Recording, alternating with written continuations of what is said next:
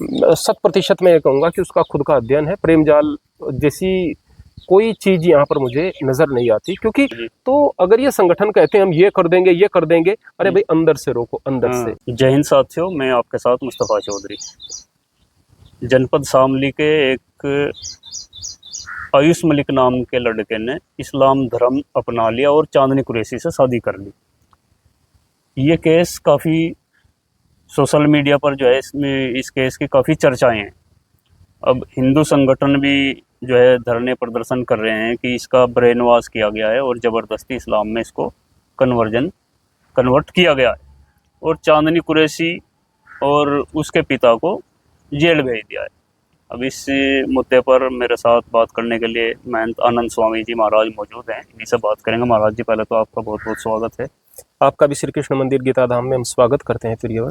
तो जिस तरह से आयुष मलिक नाम का एक लड़का इस्लाम में दाखिल हो गया और चांदनी कुरैशी से शादी कर ली, और हिंदू संगठन जो है वो ये कह रहे हैं कि भाई ये ज़बरदस्ती इसका ब्रेन वॉश करके और लोभ लालच में और कोई तांत्रिक क्रिया के द्वारा इसको कन्वर्जन किया गया है, और उसकी जो वाइफ चांदनी कुरैशी है और उसका पिता उसको जेल भेज दिया है। तो आप इसको कैसे देखते हैं? क्या वास्तव में ये ब्रेन वॉश किया गया है, कोई साजिश है, क्या है? देखिएगा प्रियवर, एक हिंदू होने के नाते मुझे भी इस बात का अफसोस है कि उसने हिंदू धर्म को छोड़ दिया, और इस बात का अफसोस है कि वो इस्लाम में चला गया। लेकिन अगर कोई ये कहेगा कि उसका ब्रेन वॉश किया गया है, तो मुझे बिल्कुल बचकाना बात लगती है। कोई ब्रेन वॉश किसी का नहीं कर पाता है आसानी से। समझदार लड़का वो दिख रहा है, बोलते हुए जिस तरह से वो आत्मविश्वास के साथ अपनी बातों को रख रहा है, उसमें कहीं ब्रेन वॉश की कोई झलक नज़र नहीं आती है। मैं केवल एक बात कहूँगा कि कोई इस्लाम छोड़कर सनातन को दोबारा अपनाए, मैं ये भी नहीं कहूँगा कि उसको अपनाने की आवश्यकता है। मैं ये भी नहीं कहूँगा कि कोई सनातन को छोड़ करके वह इस्लाम में जाए, ये भी बात मैं कहूँगा कि इसकी कोई आवश्यकता नहीं है। जो व्यक्ति जहाँ पर है वह अपनी विचारधारा के साथ ही बहुत बेहतर व्यक्ति बन करके रह सकता है। लेकिन यदि कोई चला जाए और फिर आप हाय हुल्ला करें और ये सोचें कि इसको अपने धर्म में वापस लेकर आएंगे तभी जाकर सनातन का जो है कल्याण होगा, या फिर मुसलमान सोचें इस हिंदू अगर कोई बन गया तो इसको दोबारा इस्लाम में लेकर आएं, इससे कल्याण होगा, बिल्कुल नहीं होगा। होगा किस चीज़ से? इन वजहों को सोचें कि कोई धर्म छोड़ क्यों रहा है। अगर वह हिंदू धर्म को छोड़कर, सनातन धर्म को छोड़कर इस्लाम में गया है, इट मीन्स कि वहाँ पर वह हिंदू धर्म की जानकारी प्राप्त ही नहीं कर पा रहा था, हिंदू धर्म बचपन से वह सीख ही नहीं रहा था। मैं शर्तिया कह सकता हूँ कि उसने श्रीमद् भगवत गीता का अनुवाद अच्छे तरीके से पढ़ाई नहीं होगा। मैं शर्तिया कह सकता हूँ उसने उपनिषद पढ़े ही नहीं होंगे, और उसने देखा किस चीज़ को होगा, देखा होगा अंधविश्वास को। बोले कि ये अंधविश्वास ही शायद हिंदू धर्म है। वो अगर इस चीज़ को देखेगा कि जो जिस प्रकार के पूजा पाठ ढकोसले हो रहे हैं, इनसे बेहतर तो फिर इस्लाम है, अगर वो इस्लाम का फिर अध्ययन करेगा तो फिर उसको अच्छा लगेगा। ठीक ऐसे ही अगर कोई मुसलमान इस्लाम के बारे में सही से जानकारी नहीं लेगा, सोचेगा जिस तरह से आतंकवादी होते हैं, जिस तरह से मुल्ला कई प्रकार के पाखंड करते हैं, जिस तरह से इस्लाम के नाम पर यह गलत चीज़ें होती हैं, शायद यही इस्लाम है, और फिर हिंदू धर्म से प्रभावित हो जाए और फिर कहें कि हिंदुओं ने ब्रेन वॉश कर लिया, वो भी गलत है। हकीकत की बात यह है कि हम सब लोग धर्म को अच्छे से जानने का प्रयास नहीं करते और धर्म की शिक्षाएं अच्छी प्रकार से दे नहीं पाते। जब हम घरों में धर्म की बात नहीं करेंगे, कोई अपने कर्मकांड से नहीं जुड़ेगा, कोई अपने धर्म से नहीं जुड़ेगा, कोई अध्ययन से नहीं जुड़ेगा, दूसरी चीज़ों से प्रभावित होकर कोई व्यक्ति किसी स्थान पर चला जाएगा, फिर हाय हुल्ला करेंगे, ये सब बेकार की बातें हैं। तो जिस तरह आयुष मलिक मतलब मीडिया में सुर्खियाँ बना हुआ है, अलग अलग चैनल उसका इंटरव्यू कर रहे हैं, और जिस तरह से वो इस्लाम की जानकारियाँ दे रहा है, मानो ऐसा लगता है उसका काफ़ी लंबा अध्ययन इस्लाम के बारे में किया है, और दूसरी तरफ ये आरोप है कि ये तो एक लड़की के प्रेम जाल में फंस कर। तो आपको क्या ऐसा लगता है कि सिर्फ प्रेम जाल कारण है या उसका अध्ययन है? क्योंकि वो बोल भी रहा कि मैं 2007-8 से इस्लाम को जानने समझने लगा था, और चांदनी कुरैशी से तो करीब 4-5 साल पहले ही मुलाकात हुई थी। देखो, मैं ये कहूँगा कि प्रेम जाल को मैं इसलिए वजह नहीं बताऊँगा। अगर कोई मुसलमान लड़का किसी हिंदू लड़की को प्रेम जाल में फंसाता है तो फिर कहेंगे कि लड़का है, उसने लड़की का ब्रेन वॉश कर दिया। तो इसका मतलब ये कि ये माना जा सकता है कि लड़के लड़की का ब्रेन वॉश करते हैं, ये माना जा सकता है।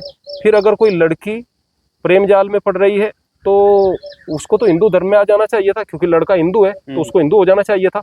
अब भी वो मुसलमान में ही जा रहा है। तो अब तो सवाल इस बात का है कि ये ब्रेन वॉश केवल इस्लाम की तरफ से ही क्यों होता है? सवाल इस बात का है। प्रेम में अगर पढ़ेंगे तो ऐसा होना चाहिए, लड़का अगर हिंदू है तो लड़की हिंदू हो जाए, और अगर लड़का मुसलमान है तो लड़की मुसलमान हो जाए। लेकिन अगर लड़की मुसलमान है तो भी मुसलमान बने या लड़का मुसलमान है, तो पहले तो आप ये निश्चित कर लो कि लड़के ब्रेन वॉश करते हैं या लड़कियां करते हैं। और अगर दोनों कंडीशन में कोई व्यक्ति इस्लाम में ही जा रहा है तो इसका मतलब ये कि आपकी सनातन की या तो जानकारी अधूरी है, या फिर आप सनातनी अच्छे तरीके से नहीं है, या फिर आपको आत्मविश्वास नहीं है। तो फिर कारण ब्रेन वॉश को मत दीजिएगा, फिर कारण कुछ और होते हैं और उन कारणों पर विचार करना जरूरी है। और मैं पुनः इस बात को कहूँगा कि हम आज की तारीख में हिंदू या मुसलमान बनने पर बड़ा जोर दे रहे हैं और अड़ियल हो जाते हैं धर्म को लेकर के। हम बेहतर इंसान बनने के बारे में सोच भी नहीं रहे हैं। मुसलमानों की अवधारणा है कि आदमी बेहतर तो हो सकता है दूसरे धर्म में भी, लेकिन वो जन्नत में नहीं जा सकता जब तक वो कलमा नहीं पढ़ेगा, जब तक वो जो है ईमान नहीं लेकर के आएगा कुरान पर, तो जन्नत में नहीं जा सकता है। जन्नत के लिए तो बस उसको ये करना पड़ेगा। इसी तरह से हिंदू हैं, वो सोचेंगे कि आदमी मुसलमान भी ठीक ठाक तो हो सकता है, लेकिन बस वो असल धर्म से जुड़ा हुआ तो है नहीं, धर्म तो केवल एक है, वो सनातन है। ये जो आपने कल्ट के नाम दे दिए हैं, आपने लोगों को इन दायरों से बांध दिया है, इसकी वजह से आदमी हिंदू या मुसलमान तो बन जाता है, बेहतरीन इंसान नहीं बनता है। बेहतरीन इंसान तो मुस्तफ़ा जी वो होगा जिसको बात करने का सलीका हो, जिसको इस बात का पता हो कि हम दूसरा कोई बात कर रहा है तो उसे इंटरप्ट नहीं करना है, उतना जोरों से नहीं बोलना है कि सामने वाले के कान फूट जाए, इतनी धीरे से नहीं बोलना है कि उसके कानों तक आवाज ना जाए। उस आदमी को पता हो कि एक एक व्यक्ति के साथ व्यवहार कैसे करना है, बुजुर्गों के साथ व्यवहार कैसे करना है। उसको यह देखना है कि मैं अपने धर्म वाले लोगों के साथ, अपनी मान्यता वाले लोगों के साथ तो अच्छा व्यवहार कर ही रहा हूँ, दिखाना यह है कि मैं दूसरे धर्म के लोगों के साथ कितना बेहतर व्यवहार कर सकता हूँ, कितना उनको अपना बना करके रख सकता हूँ। जब तक ये भाव किसी भी हिंदू और मुसलमान में, दोनों में नहीं आएंगे, जब तक वो तरक्की को पसंद नहीं करेंगे, इल्म को पसंद नहीं करेंगे, पढ़ेंगे लिखेंगे नहीं, सहनशीलता को नहीं अपनाएंगे, सफाई को नहीं अपनाएंगे, संयम में नहीं रहेंगे, सदाचारी नहीं बनेंगे, तब तक वो बेहतरीन इंसान बन नहीं सकते और तब तक वो जन्नत के अधिकारी हो नहीं सकते। मुसलमान होना जन्नत के अधिकार का प्रमाण नहीं है और हिंदू होना सर्वश्रेष्ठ होने का प्रमाण नहीं है। जब तक हम इस बात को नहीं समझेंगे तब तक हम बेहतरीन हो नहीं सकते हैं। अच्छा महाराज जी, कन्वर्जन तो दोनों तरफ होता है। बहुत सारी मुस्लिम लड़कियां हिंदू लड़कों के साथ जाती हैं और हिंदू हो जाती हैं। कई मुस्लिम भी हिंदू बने हैं अभी फिलहाल कुछ वर्षों में। और आयुष मलिक हिंदू से अगर मुस्लिम बनाया तो इसी पर इतना हो हल्ला क्यों? इसके पीछे की वजह क्या है? देखो प्रियवर, मैं आपको बताता हूँ कि मैं बीजेपी का सपोर्टर हूँ और मैं हिंदू हूँ, और जाहिर सी बात है मुझे खुशी भी है कि हिंदूवादी सरकार है, वास्तव में खुशी भी है, जो बात है मैं सच कहूंगा।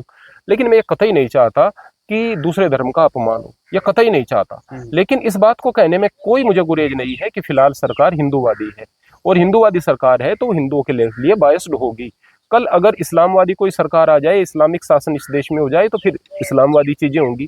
सवाल इस बात का नहीं है, हमें इस बात को स्वीकार करना पड़ेगा कि हम फिलहाल किस माहौल में रह रहे हैं। हम एक हिंदूवादी माहौल में रह रहे हैं और वहां पर इन चीजों का प्रभाव होगा। आप चाहे जितना हा हुल्ला कर लें, ऐसा होगा, हर हाल में होगा। क्या ये प्रभाव ठीक है?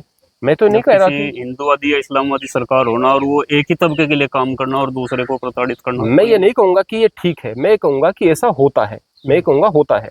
जबकि मैं क्या कहूंगा कि होना क्या चाहिए, होना यह चाहिए कि जब इस्लाम की सरकार आए, जब इस्लामवादी शासन हो, तो उस वक्त हिंदुओं को विशेषाधिकार दे दो और ऐसा लगे कि हम हिंदुओं के साथ कितने बेहतर तरीके से रह सकते हैं। और जब हिंदुओं की सरकार आए तो उस वक्त मुसलमानों के साथ में अच्छा व्यवहार करके दिखाओ, और लोगों को भी ऐसा लगे कि लोगों के अंदर भी ये भाव होना चाहिए कि मैं दूसरे व्यक्ति के साथ में, या मुसलमान है कोई, कितना बेहतर व्यवहार कर सकता हूँ। होना ये चाहिए, पर ऐसा होता नहीं है।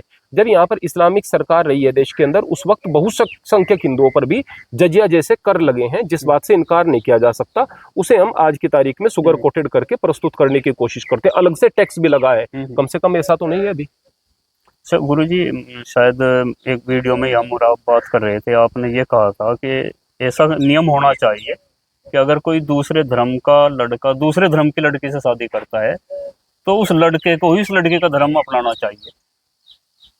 देखो, मैं ये तो इसलिए कह सकता हूं कि अगर ऐसा होने लगेगा तो शायद इन चीजों पर रोक लगेगी, इन चीजों पर फिर रोक लगेगी। आपने कहा था कि ऐसा नियम होना चाहिए कि लड़के ही को लड़की वाला धर्म अपनाना चाहिए। हाँ, इससे रोक लगेगी। फिर लड़के ये सोचेंगे अरे मुझे धर्म छोड़ना पड़ेगा अपना, तो फिर इन चीजों पर रोक लगेगी। सब अपने अपने धर्म में, मुसलमानों को मुसलमानों में लड़कियां मिल जाएंगी, हिंदुओं को हिंदुओं में मिल जाएंगी, हिंदू हिंदू में करे, मुसलमान मुसलमान में करे। अगर नियम यह हो जाएगा कि लड़के को लड़की का धर्म अपनाना पड़ेगा तो लड़के 2 बार सोचेंगे, क्योंकि शुरुआत लड़कों की तरफ से होती है ज्यादातर।